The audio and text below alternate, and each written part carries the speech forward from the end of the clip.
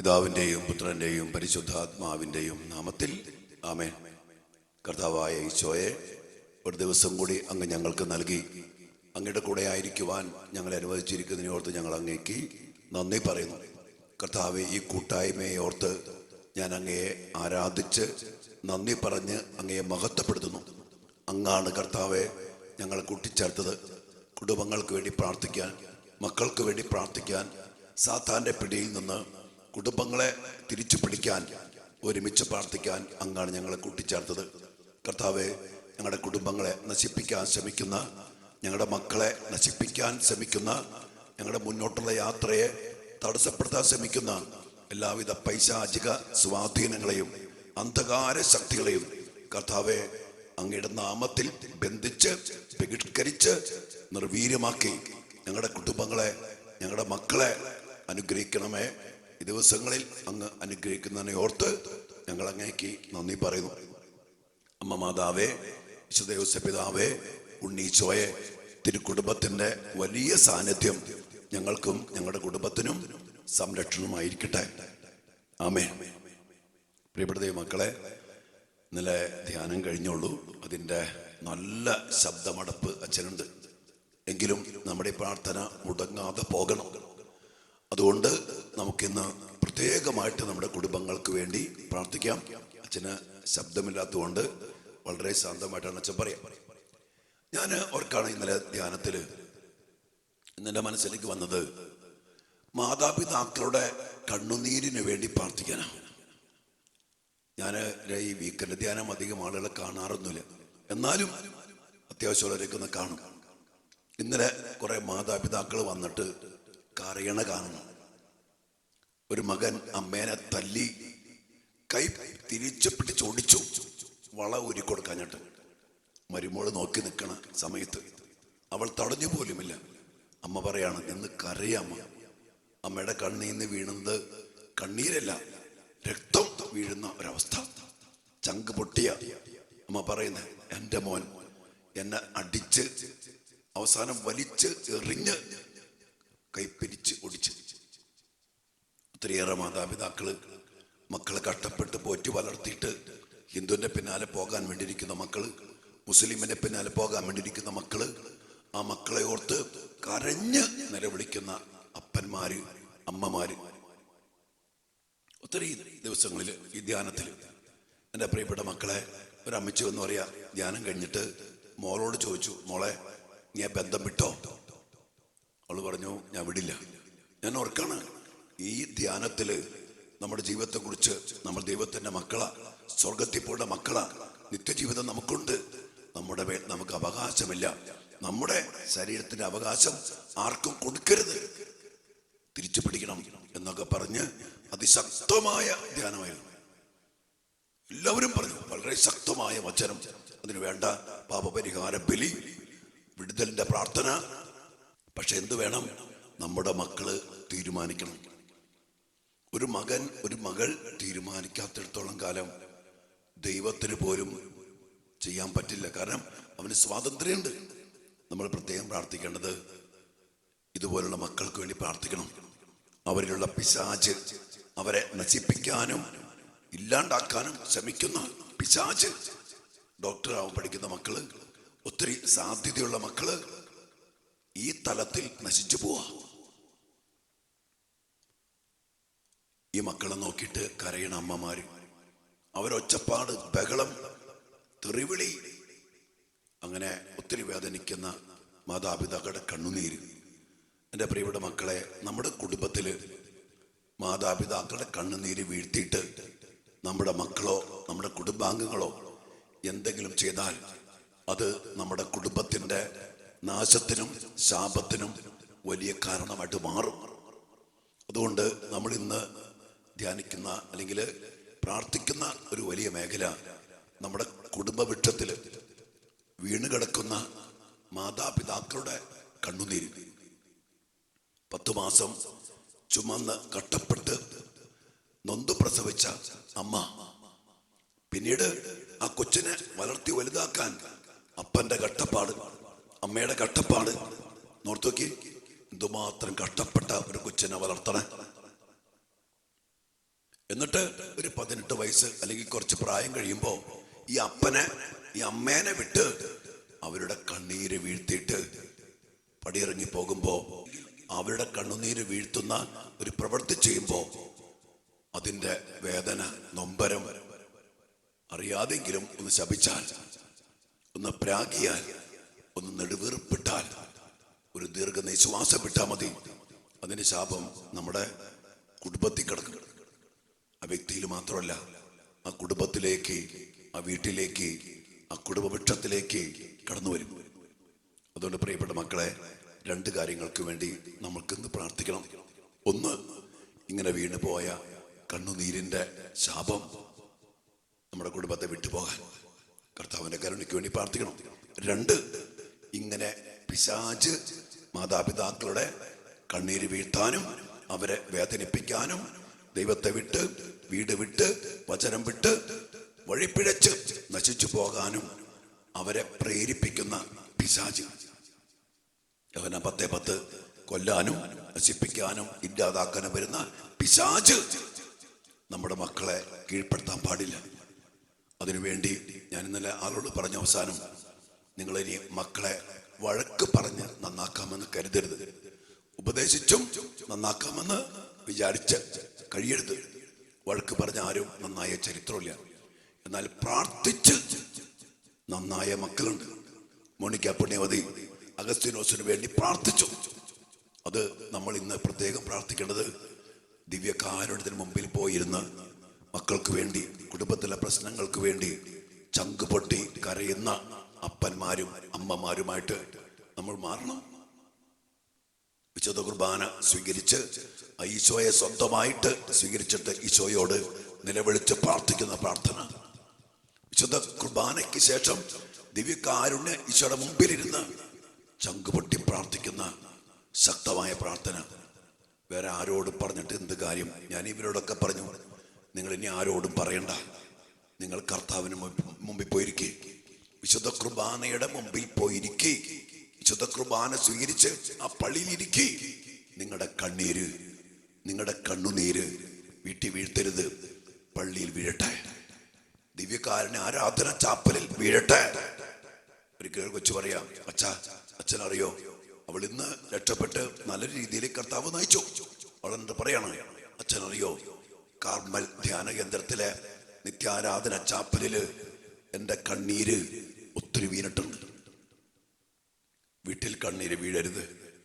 ആ കണ്ണീര് നിത്യാരാധന ചാപ്പലിൽ ദിവ്യകാരുണ്യത്തിന് മുമ്പിൽ വീഴട്ടെ.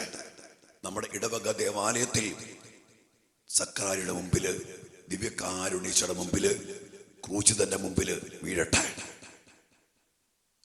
119 സങ്കീർത്തനം 26 വചനം പറയുന്നുണ്ടല്ലോ, ഞാൻ എൻ്റെ അവസ്ഥ കർത്താവിനോട് വിവരിച്ചു പറഞ്ഞു, അവിടുന്ന് എനിക്ക് ഉത്തരമരുളി. നമ്മുടെ അവസ്ഥകൾ ആരോടും എണ്ണിപ്പറക്കരുത്, പെറുപെറുക്കരുത്, ശപിക്കരുത്, പ്രാകരുത്, വഴക്ക് പറയരുത്. നമ്മളത് ഏറ്റെടുത്തിട്ട് കർത്താവിൻ്റെ അടുത്തേക്ക് വാ, ദിവ്യകാരുണ്യയുടെ മുമ്പിലേക്ക് വാ, വിശുദ്ധ കുർബാനയിലെ മുമ്പിലേക്ക് വാ, ദേവാലയത്തില് കരഞ്ഞോ. നമ്മുടെ കണ്ണീര് കുപ്പിയിൽ ശേഖരിച്ച് നമ്മുടെ അലച്ചലുകൾ എണ്ണിയിട്ടുള്ള കർത്താവ് ഉത്തരം തരും. ഇടപെടും മക്കളെ. വലിയ വേദനയോടെയാണ് ഞാനിന്ന് ഈ ആ അമ്മച്ചിയുടെയൊക്കെ കണ്ണീര് എൻ്റെ കൺവെട്ടത്തുനിന്ന് പോണില്ല. ഒത്തിരി വേദനയുണ്ട്. നമ്മുടെ മക്കളും നമ്മുടെ കുടുംബങ്ങളും ഇങ്ങനെയൊന്നും നശിച്ചു പോകേണ്ടതല്ല. നമുക്ക് ആരാധനയിൽ അല്പസമയം ഈ മേഖലയ്ക്ക് വേണ്ടി പ്രാർത്ഥിക്കാം. നിങ്ങൾ അച്ഛന് വേണ്ടി പ്രാർത്ഥിക്കുക. നമ്മുടെ അടുത്ത ധ്യാനം 17, 18, 19 ബുക്കിംഗ് ഓൾറെഡി ആരംഭിച്ചു കഴിഞ്ഞു. നമുക്ക് അനേക മക്കളെ പങ്കെടുപ്പിക്കാം, ധ്യാനത്തിന് വേണ്ടി പ്രാർത്ഥിക്കാം. വരുന്ന മക്കള് ഒത്തിരി പ്രശ്നം എന്ന് പറഞ്ഞ എന്തോരം പ്രശ്നങ്ങളാണ്. എൻ്റെ പ്രിയപ്പെട്ട മക്കളെ, പ്രശ്നങ്ങളിൽ ഒറ്റ ഞാൻ എൻ്റെ കർത്താവിനോട് വിവരിച്ചു പറഞ്ഞു. ഉത്തരം തരുന്നവൻ ഒരുത്തനേ ഉള്ളൂ. എൻ്റെ ഈശോ, നിന്റെ ഈശോ, നമ്മുടെ ഈശോ. ദിവ്യകാരുണ്യം നമുക്കിരിക്കാം, നമുക്ക് പറയാം, നമുക്ക് അവൻ്റെ മുമ്പിൽ കരയാം. നമ്മുടെ കണ്ണീര് ധാരധാരയായിട്ട് ഒഴുകട്ടെ. വിലാപങ്ങളുടെ പുസ്തകത്തിൽ പറഞ്ഞ പോലെ, നിന്റെ കണ്ണുകൾക്ക് വിശ്രമം നീ കൊടുക്കരുത്, നൽകവലകളിൽ തളർന്നു വീഴുന്ന നിന്റെ മക്കൾക്ക് വേണ്ടി നിലവിളിച്ച് പ്രാർത്ഥിക്കുക, കണ്ണീരോടെ പ്രാർത്ഥിക്കുക. ഈശോ അനുഗ്രഹിക്കട്ടെ മക്കളെ. ആമേൻ.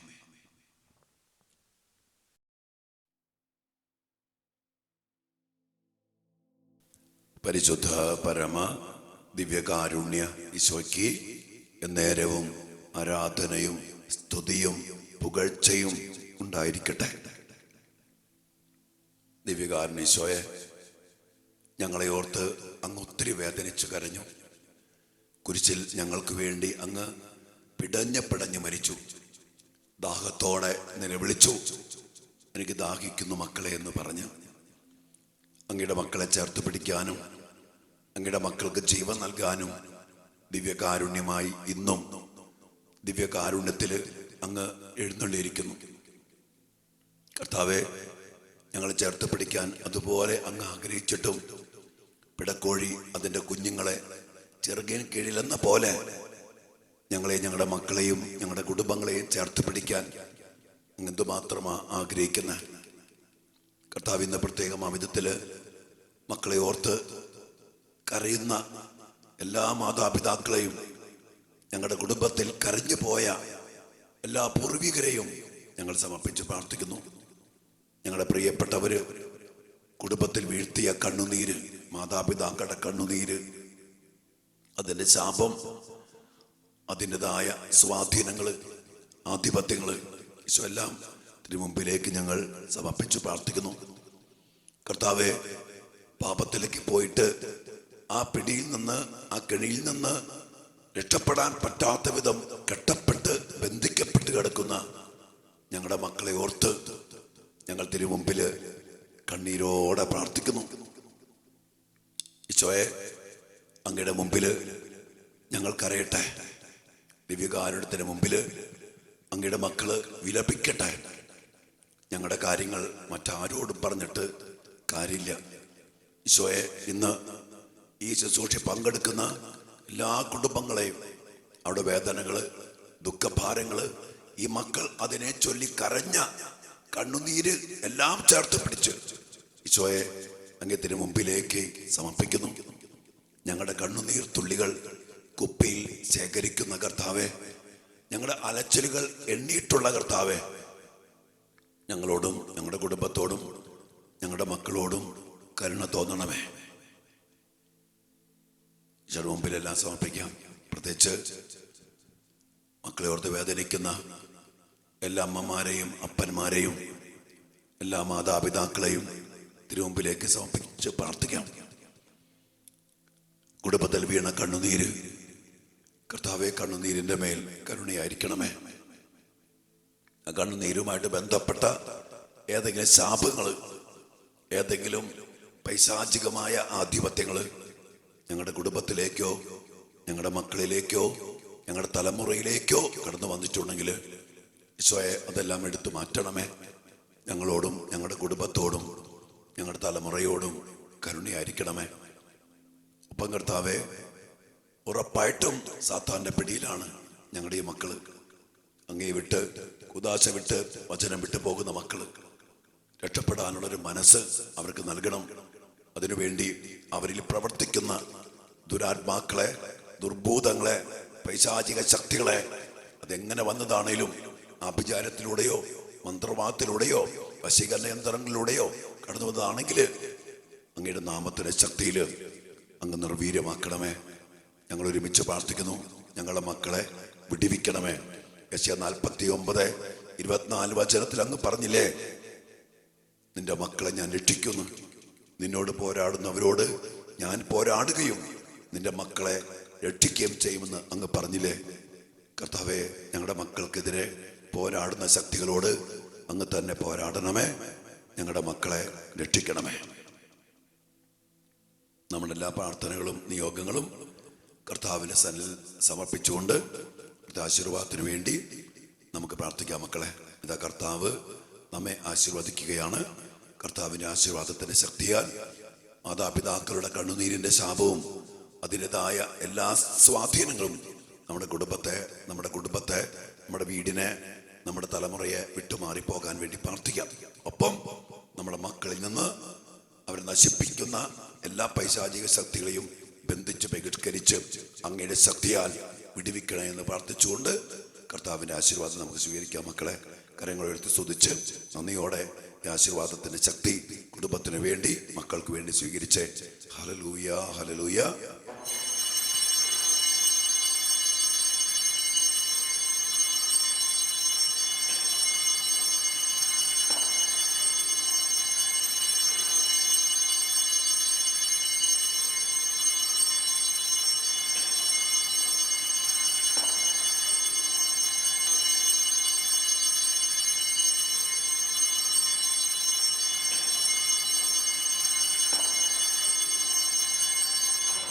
പരിശുദ്ധ പരമ ദിവ്യകാരുണ്യ ഈശോയ്ക്ക് നേരവും ആരാധനയും സ്തുതിയും പുകഴ്ചയും ഉണ്ടായിരിക്കട്ടെ. പ്രിയപ്പെട്ട ദൈവമക്കളെ, നമുക്ക് ഈ ജൂലൈ 16-ാം തീയതി കർമ്മല മാതാവിൻ്റെ തിരുനാളാണ്.